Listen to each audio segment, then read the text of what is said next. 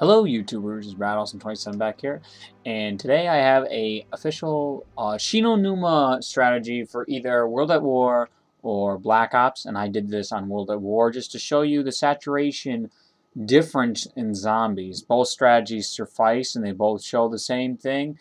It works for both, but I just showed it on World at War first. So let's start right off here. Round one is the same old what you do. Try and get as much points as you can before you head off into the thickest part of the map. So in the beginning, I'm just going to show you the standard, I'm turning on the radios to occupy my time waiting for the zombies to come in, where I'm going to either knife them or try and get 6 shots on them and then knife them for maximum points. It's your choice, really, which one is better for you, because either way, it is relatively the same. So we are going to speed this up here in 1 second, and we are going to show you what you should do on the next rounds 2 and 3. So as we're speeding this up, I want to go and tell you ahead of time. So rounds 2 and 3 is what we're going to do. Is we're going to let zombies in and try and guard windows as best we can, but let some on the other end get in. So it depends on what side you're choosing. So if you choose the right end away from the light there, then you're gonna go guard those windows. If you choose the opposite end, then you go guard those windows. Either way, it really doesn't matter as long as you're letting them in, trying to get double points such as this. So now we are on to round 3. I'm completely out of ammo. It might be round 4 for some of you, but it turned out to be round 3 for me. And you want to go out the warning. I remember in way back old days that they always said never open the warning. There's a reason it's called warning, and that is just not the case for this strategy. This is the ultimate solo strategy for Numa. Now the beginning of the strategy takes some skill. Once you get into the thickest of it, it is no longer skill, it is just patience. How long you can go, how much will do you have more than the next guy. So I don't get anything out of the box, relatively good.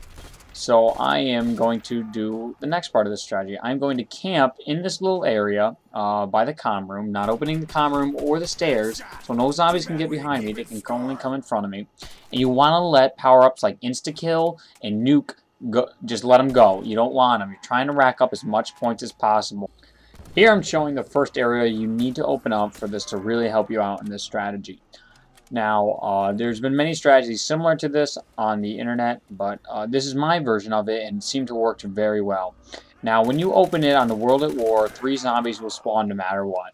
No matter what area it is. If you have 4 players and you're playing, they can spawn anywhere on the map, but normally they'll spawn in the area you open, so I'm going out here to a straightaway to let them come to me.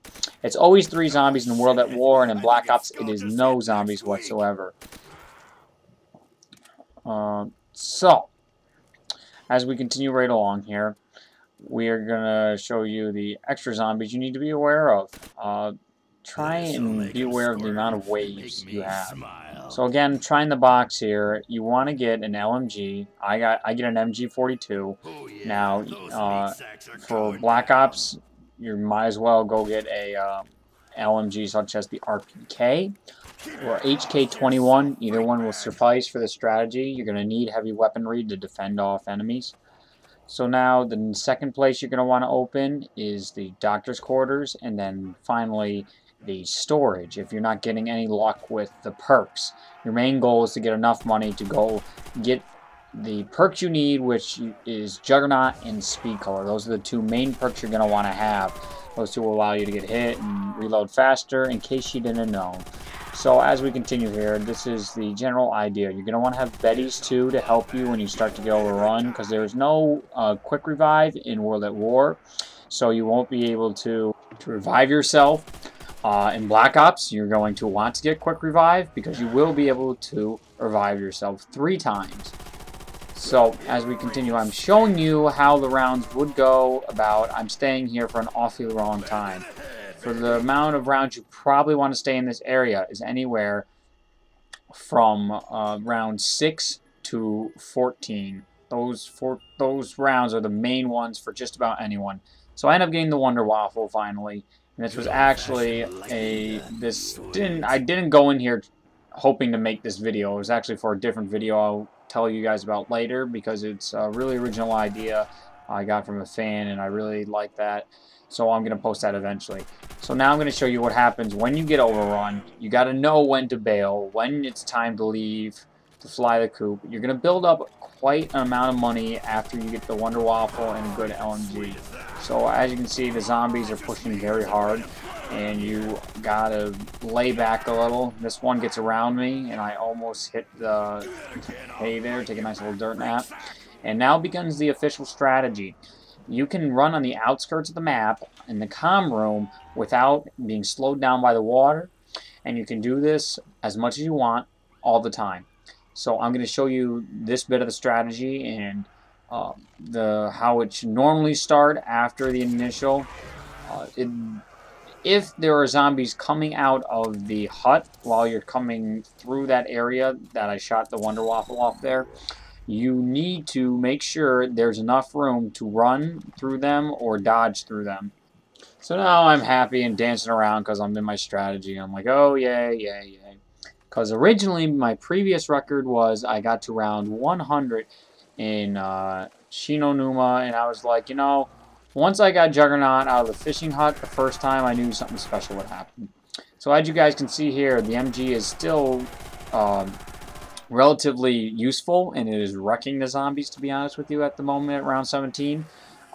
If I show it later rounds, you'll see how useless this weapon truly is and why it's nearly impossible with 4 players to get to ridiculously high rounds without glitching. I'm completely against it, and it annoys the crap out of me, but I got about, I'd say 6 or 7 messages saying, are you glitching, blah, blah, blah, because when I start doing something special, I start on my comment, I pause the game in solo, because normally it's in solo, I start going X amount of rounds and counting, so I'll be like 25 rounds and counting, except anybody can get to 25. I normally started around 40. So if you can help it, try not to open the comm room. Just about no zombies came out of it in this run, though, so that was kind of helpful. And now I'm going to show you where I start for every round from now on in my force of habit. I take out 1 Betty and chuck 2 nades, and you don't have to do that. It's just how I do it. And then the biggest factor is activating the flogger. If you stay in here, the zombies will spawn in there. And once you activate the flogger, it cuts down the amount of zombies like you can't believe. So the reason I don't want you to open the comm room, or you don't want to open the comm room, is the zombies will end up coming out of the comm room, and you got to do some extra dodging. So if you can help it, you know, you don't need to. But Speed Cola is a necessity once you get to the higher rounds, because of dogs, and you'll see that later. Now I just wanted to address some things while I show you some high round gameplay, which I'm sure you guys are interested to see what it's really like to get at the very high rounds. I'm going to be trying for Doris to get to 100 rounds, so that should be fun. But the first thing is my video. I put the reality of Black Ops, my response to Guns for Hire's video, who responded to Teb's video. I just wanted to say that I was mad at Black Ops, you know, I'm just saying about zombies, but it's still nothing to take away from zombies. I said, yeah, 5 sucks, and Kino der Toten's too easy, but it's still zombies. Zombies is in its own elite breed. When I was ranking it against the other zombies. When you look at Doris, Numa, Verrucht, and Nacht der Toten, they are just some of the most fun atmospheres and gameplays you can have. So when I was playing these new maps, it was a bit disappointing, but they're still great maps. Don't get me wrong. I enjoy playing Kino. I almost enjoy playing 5. It's just not my cup of tea. But it's still a good map for everyone. For the hardcore zombie fan, maybe not as much. But for me, I still like Kino der Toten. Dead Ops I haven't talked much about, but I do enjoy Dead Ops a lot. I actually like Dead Ops more than 5. And there is some zombie background story in it too. And I'm not going to be surprised if we see this Cosmic Silverback in future levels. So, the other thing was multiplayer. I did say I do not have fun playing multiplayer. And it's really annoying, and I don't like it. Now, with that said, I don't like playing multiplayer and trying to go for YouTube videos. For YouTube, that's a fail and a half right there. But YouTube, you got to have the best of the best videos. And trying to get those best of the best videos can be quite frustrating on multiplayer and Black Ops. I do enjoy some things in Black Ops, but any long period of time, I just can't enjoy multiplayer and Black Ops. But the same thing was said for Modern Warfare 2 when I was getting YouTube. So it's not a totally awful atmosphere. It's just a tough atmosphere. The biggest problem is the hype behind these games.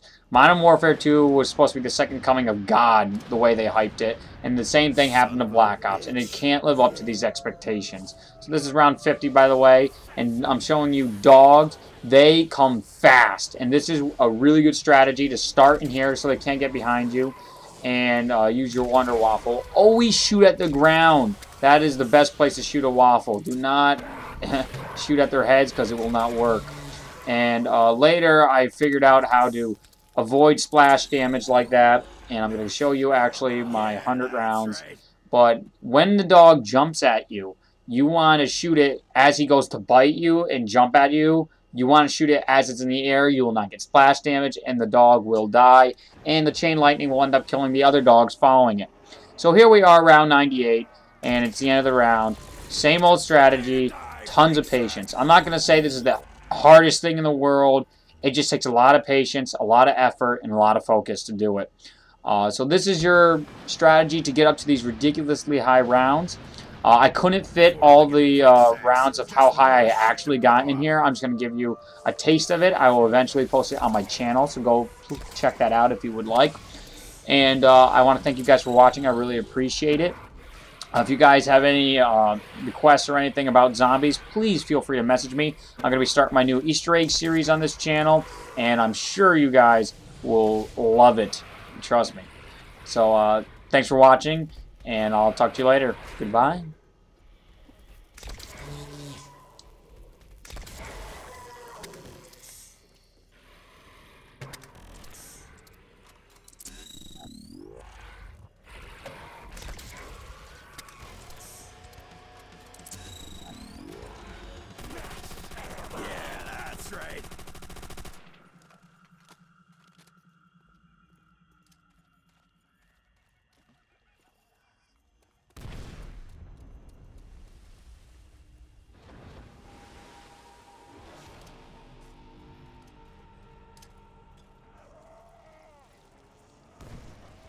This is gonna jack those freak bags up.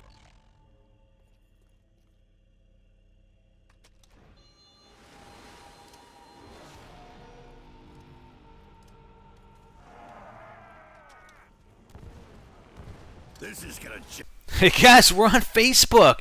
Check the description of this video for the link to our new Facebook application. Subscribe and get our latest video updates posted right on the wall on your own Facebook page.